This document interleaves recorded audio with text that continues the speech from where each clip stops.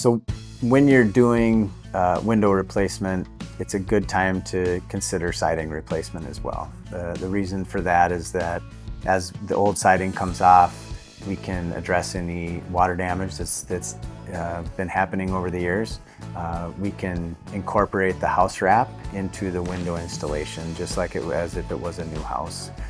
We can add all the flashing systems. There's a drip cap that's necessary on top of the windows, and sometimes when you're not doing the siding with that, it's hard to get that drip cap up underneath the existing siding or the existing trim.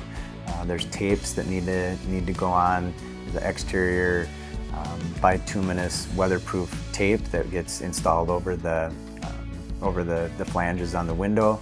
And so when you're doing your siding at the same time as your window installation, you're really able to incorporate those two systems together and make sure that the water management of the exterior wall is all incorporated into the windows and the siding replacement.